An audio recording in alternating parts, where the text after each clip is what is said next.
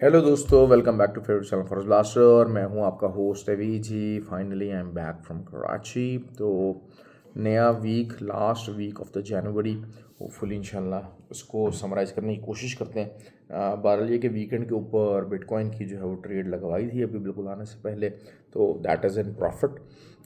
Free WhatsApp group के अंदर obviously analysis जो होता है वो टाइम पे बनते हैं, जिस टाइम पे बनते हैं उस टाइम पे शेयर कर दिए जाते हैं।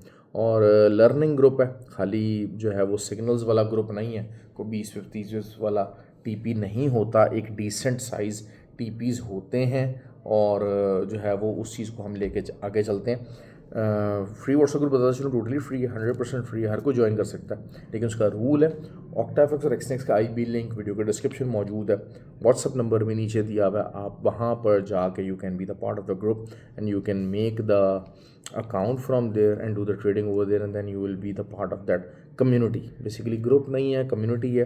सिग्नल्स तो हैं ही हैं, लर्निंग के ऊपर फोकस है, लर्न किया जाए। देखें मार्केट जो है वो, मुझे ना थोड़ा सा ज़रा ऐसे लोगों से ज़रा बहुत ज़रा चिढ़ है, क्योंकि देखें मार्केट ने दो ही डायरेक्शन में जाना है, या मार्केट ने बाई की साइड पे जाना है या मार्केट ने सेल की साइड पे जाना है।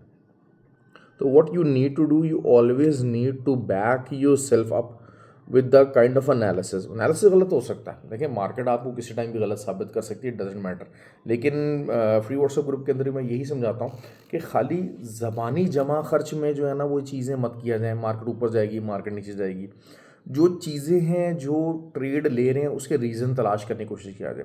हम लोग ट्रेनिंग्स के अंदर भी अपनी बार बार सिर्फ यही बात करते हैं कि try to find the reasons.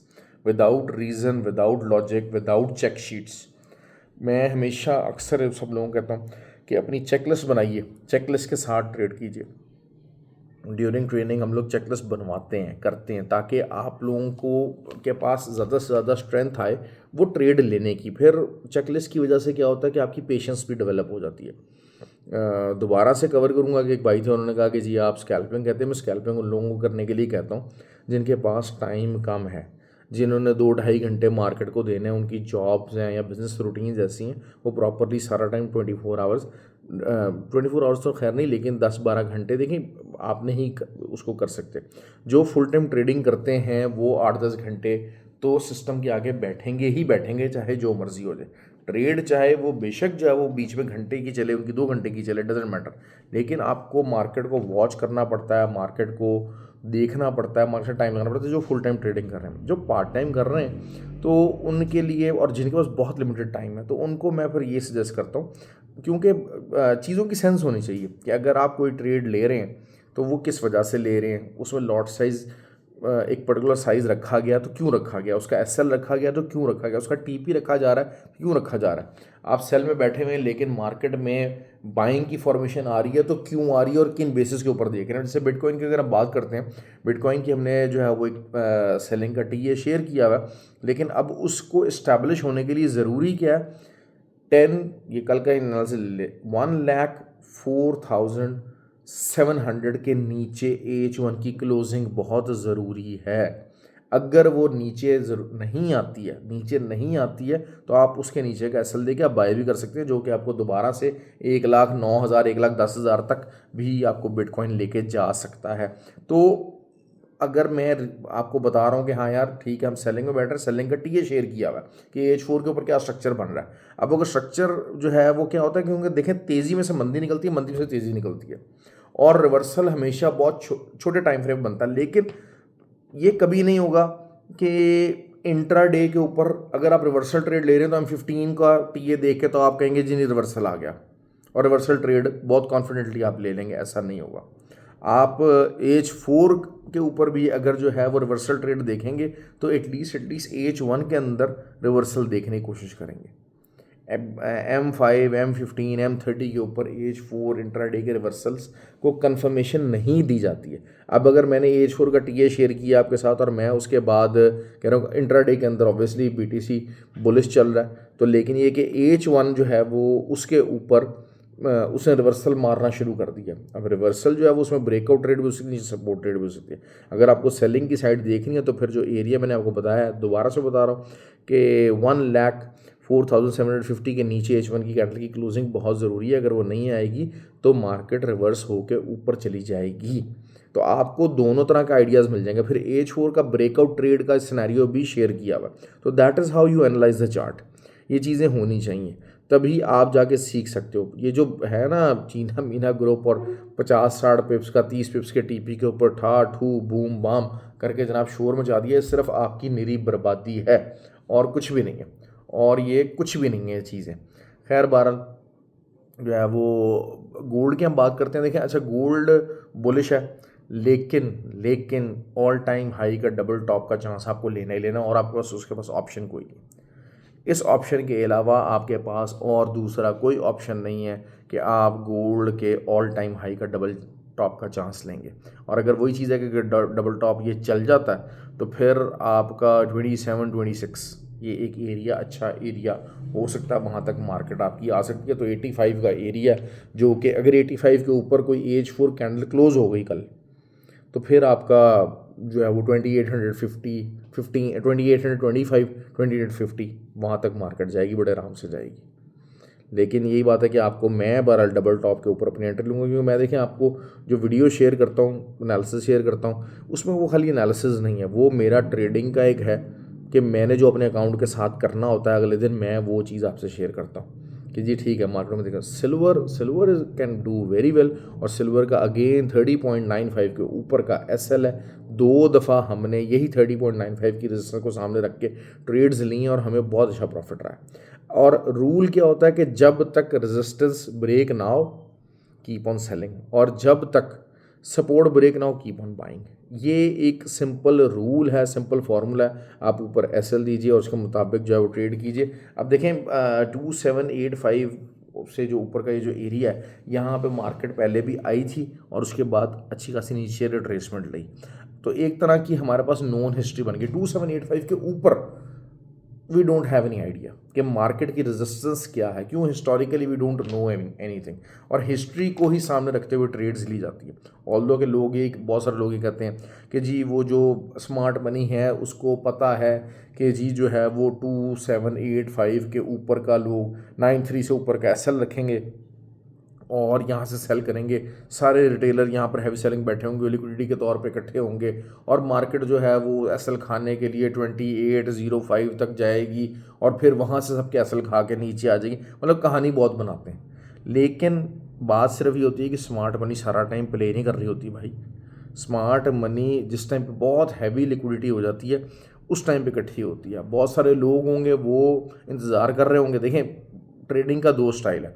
एक तो ये है कि आप रेजिस्टेंस के ऊपर देखें, हम कहते हैं कि यार ठीक है एक अच्छी तगड़ी रेजिस्टेंस है, इंट्राडे पॉइंट ऑफ व्यू से हमें ये वाला अडॉप्ट करना पड़ता है। वो क्या है कि जी एक तगड़ी रेजिस्टेंस है, ऑल्दो कि गोल्ड बुलिश है, लेकिन हम क्योंकि उस रेजिस्टेंस के ऊपर रिस्पेक्ट करने के चांसेस 70% है, तो हम ऊपर का SL देंगे, हम सेल करेंगे।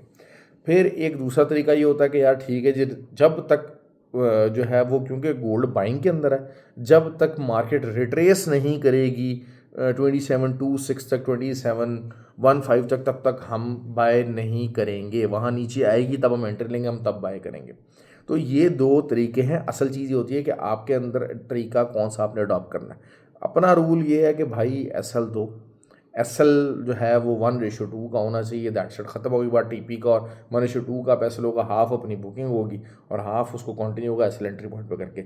इस तरीके से आप लेके चलेंगे तो सिंपल सी बात है कि और करना क्या है, 10 ट्रेड्स भी अगर ले रहे हैं तो 4 अगर आपके SL भी हिट हो गए, 6 आपके TP1 भी हिट हो गए, तो you should be in profit. और TP2 और 6 में से 3 ट्रेड्स, जो 6 आपकी प्रॉफिटेबल ट्रेड जाएंगी, उसमें से 3 ट्रेड्स ऐसी हों जो आपके TP2 की तरफ भी मूव करें।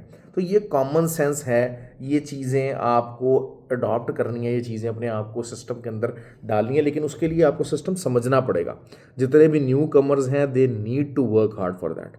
मैं आपको प्रैक्टिकल बात बता रहा हूँ, प्रैक्टिकली आप अपने अकाउंट को कैसे कर सकते हैं। मैं खाली एनालिसिस नहीं बना रहा, ये सपोर्ट है, ये रेजिस्टेंस है, ये सपोर्ट टूट गई तो ऐसे हो जाएगा, ये रेजिस्टेंस टूट गई तो ऐसे हो जाएगा, यहाँ पे आएगी तो हम यहाँ कर लेंगे, यहाँ एक तरफ बात कर रहा हूँ कि भाई ये ऐसे है, ठीक है। और उसके बाद आपको ट्रेड हैंडलिंग, रिस्क मैनेजमेंट, ये चीज़ों की बात करो जो प्रैक्टिकली आपके काम आएंगी और उनका प्रैक्टिकल इम्प्लीमेंटेशन होगा।